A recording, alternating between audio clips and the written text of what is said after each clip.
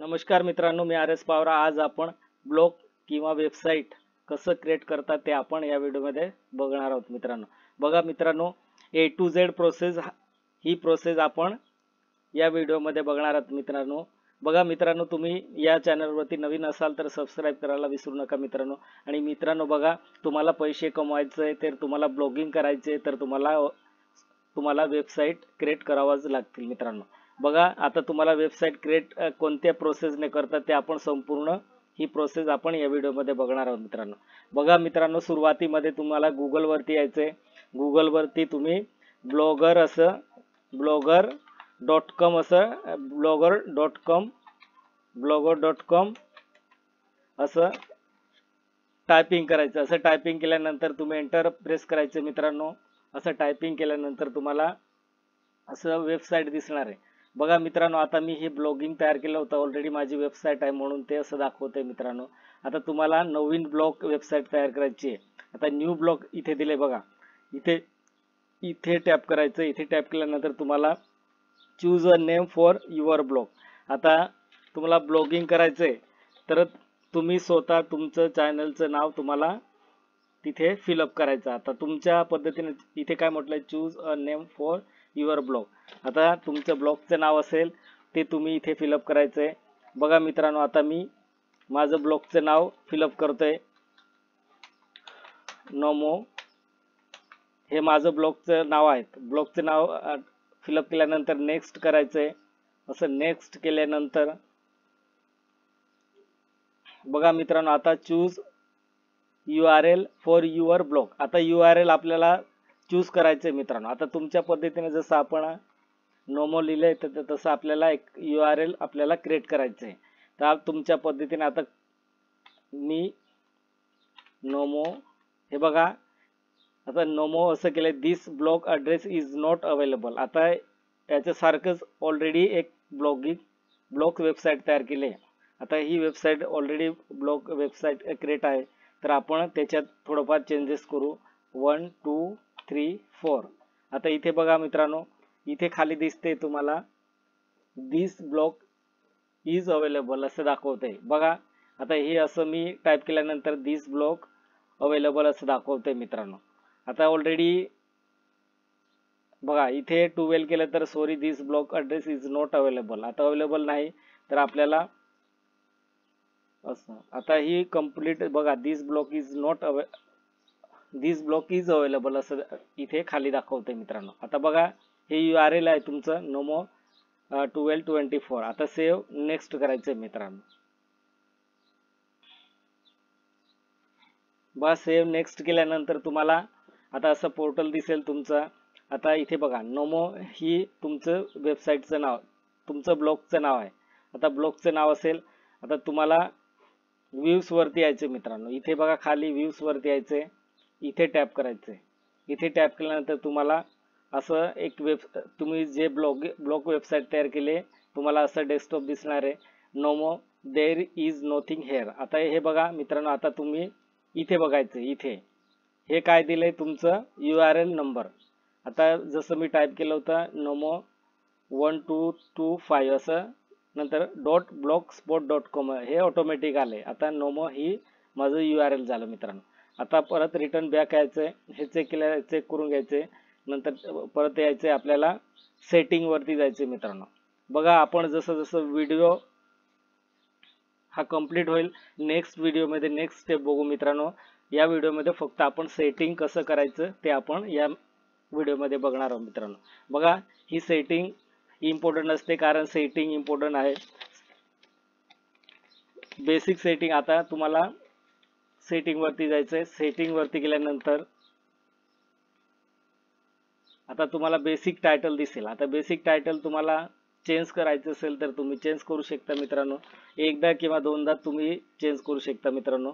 तुम्ही 3-4 वेळेस असं चेंज केल्याने तुम्हाला काय होणार आहे, प्रॉब्लेम क्रिएट होणार आहे मित्रांनो। तुमच्यासाठी, तुमच्या ब्लॉगसाठी प्रॉब्लेम क्रिएट होऊन जाणार, म्हणून एकदा किंवा दोनदा चेंज करायचे टायटल। तर तुम्ही टायटल, ब्लॉग नेम, आता बघा मित्रांनो, आता तुमच्या पद्धतीने तुम्ही इथे नाव टाकायचं टायटलचं। नंतर तुम्हाला डिस्क्रिप्शन लिहायचं। आता डिस्क्रिप्शन कसं लिहिणार आहे मित्रांनो,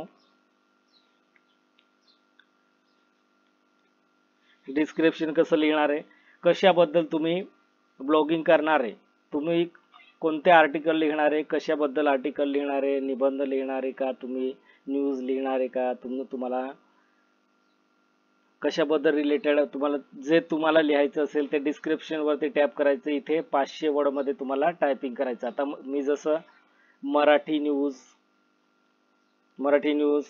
मराठी स्टोरी, मराठी कॉमेडी, असं मला जे आर्टिकल आवडेल ते आर्टिकल मी लिहिणार आहे. तसं तुम्हाला डिस्क्रिप्शन मध्ये लिहायचं. तुम्ही तुमच्या टायटलनुसार, ब्लॉगनुसार तुम्हाला कोणते आर्टिकल लिहायचं ते तुम्ही इथे 500 वर्ड मध्ये लिहायचं, टाईप करायचं आणि टाईप केल्यानंतर सेव्ह करून द्यायचं मित्रांनो.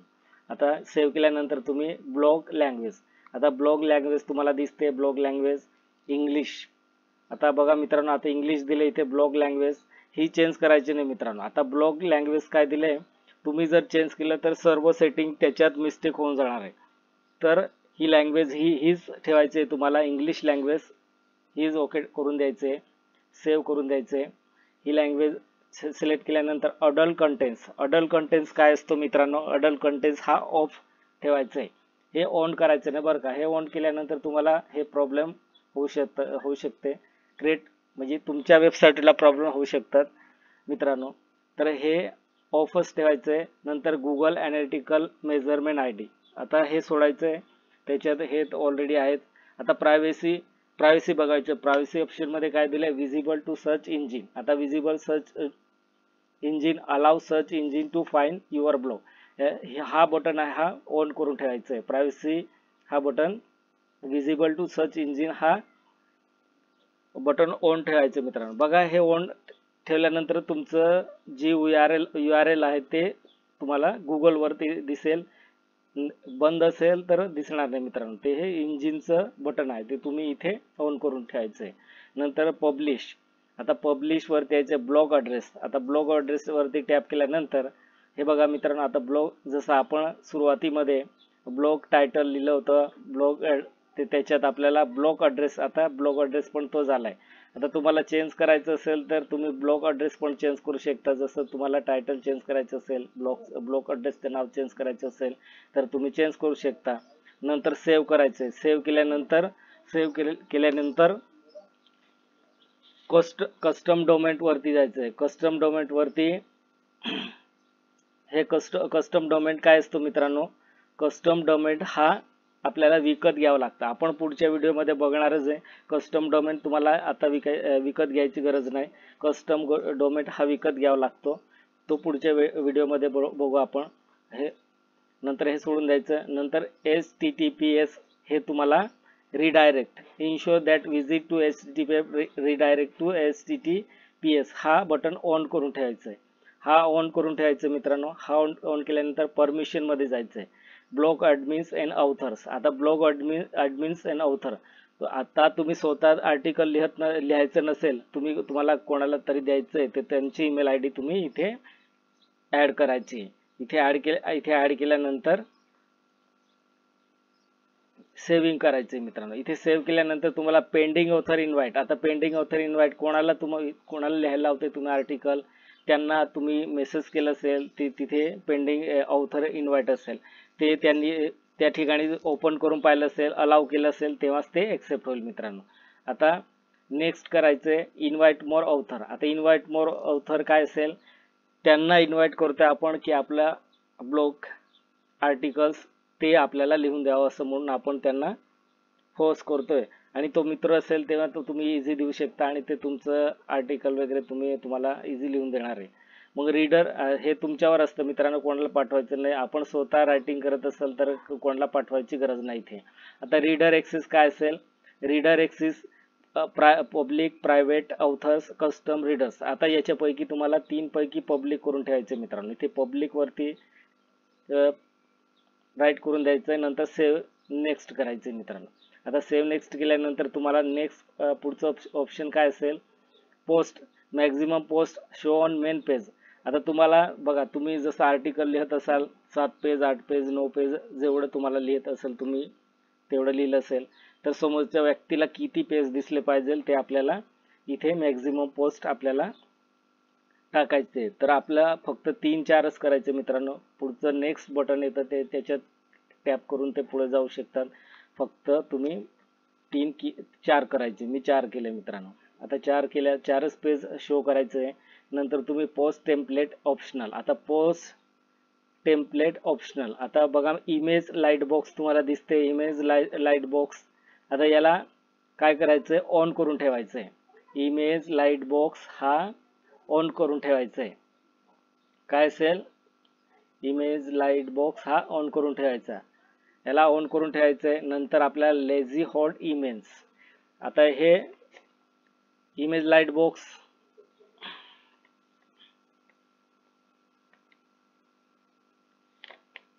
हा बटन काय करायचं ऑन करून ठेवायचं. हा तुम्ही नवीन क्रिएट करत असाल तिथे तुमचं बंद असेल मित्रांनो तर तुम्ही ऑन करून ठेवायचं. ऑन करून ते लेझी लॉट्स इमेज हे बंदच राहू द्यायचं. वेब इमेज सर्विंग हा पण बंद ठेवायचं.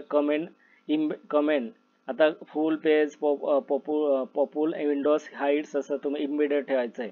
इम्बेडेड आता हे ऑलरेडी सिलेक्ट केलं होतं. माझं चॅनल आहे म्हणून ते ऑलरेडी सिलेक्ट केलं आहे. इम्बेडेड ठेवायचं आहे तुम्ही. हू कॅन कमेंटला युजर विथ गुगल अकाउंट हा सेव्ह करायचं आहे. 2 नंबरचं ऑप्शन लॉक करायचं आहे. हा लॉक केल्यानंतर इथे बघा ऑलवेज समटाइम्स नेव्हर्स ऑलवेज करून द्यायचं मित्रांनो. इथे ऑलवेज करायचा हा ऑप्शन. हा ऑलवेज केल्यानंतर तुम्हाला ईमेल मॉडरेशन रिक्वेस्ट हे तुम्हाला नाही तुम्ही फिलअप केलं तरी चालेल. ईमेलचं काही एवढं इश्यू नाही.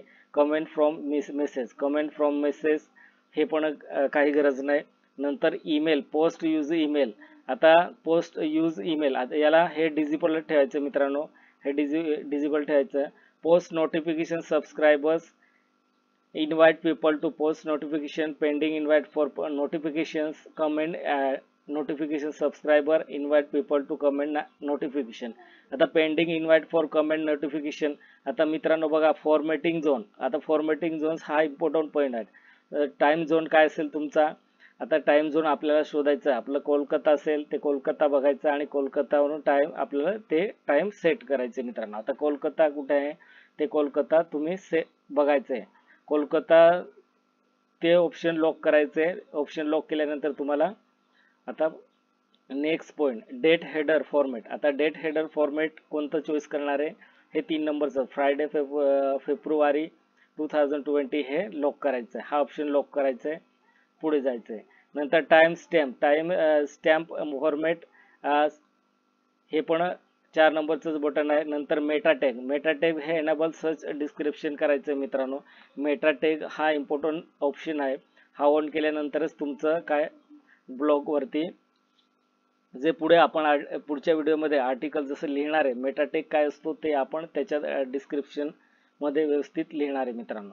आता सर्च डिस्क्रिप्शन मध्ये जसं आपण सेकंड पॉइंट मध्ये कोणत्या मी जसं बोललो होतो निबंध newspaper Marathi news Marathi comedy Marathi सरकारी नोकरी असं तुम्ही डिस्क्रिप्शन मध्ये कोमा देऊन त्याच्यात फिलअप करून द्यायचं मित्रांनो.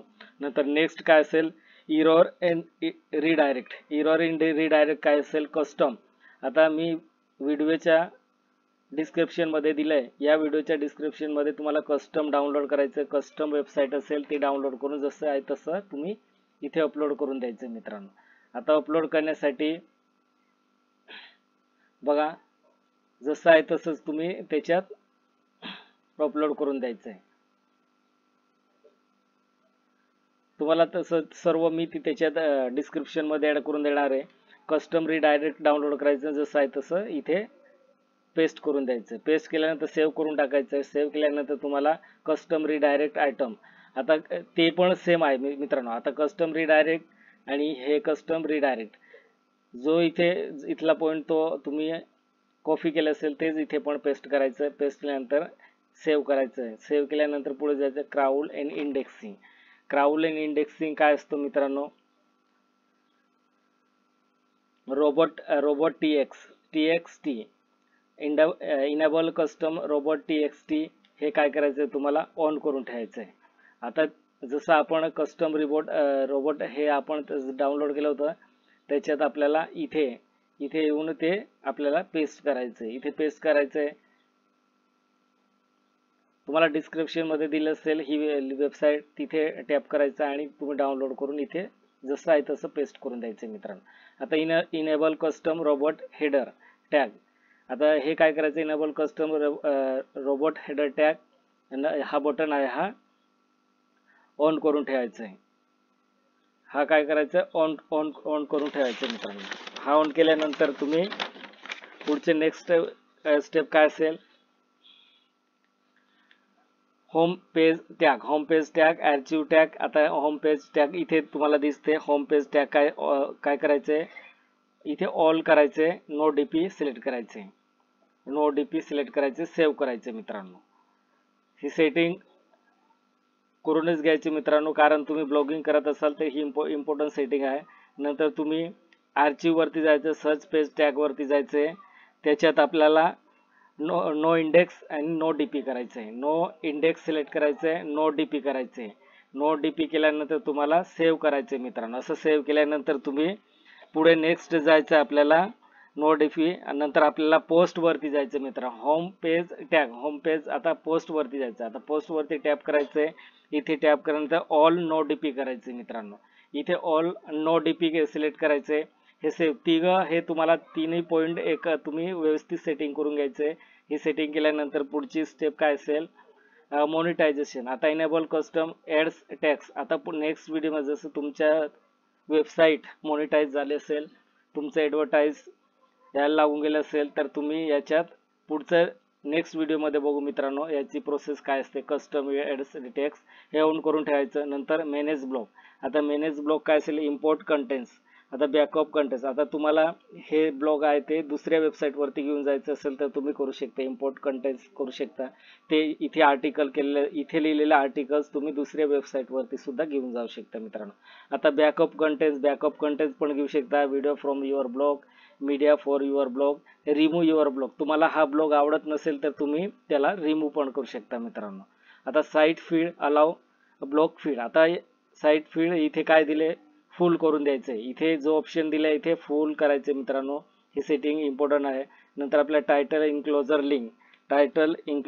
लिंक, आता काय म्हटलंय त्याच्यात, हे ऑफ ठेवायचंय। नंतर जनरल युजर ब्लॉग ड्रॉप हे ऑन ठेवायचे मित्रांनो। हा इम्पॉर्टन्स पॉइंट आहे, हे सर्व सेटिंग तुम्ही व्यवस्थित करून घ्यायचंय, तेव्हाच ब्लॉगिंग आर्टिकल लिहायला सुरुवात करायची मित्रांनो। बघा मित्रांनो, व्हिडिओ आवडला असेल तर सबस्क्राईब करा आणि शेअर करायला विसरू नका मित्रांनो। जास्त लांब झाले हा व्हिडिओ, जास्त मोठं झालंय, 17 मिनिटाचं झालंय, त्याच्यामुळे इथेच आपण एंड करू मित्रांनो। नेक्स्ट व्हिडिओ असेल फक्त 7-8 मिनिटाचं असेल, पुढची सेटिंग आपण पुढच्या व्हिडिओमध्ये बघू।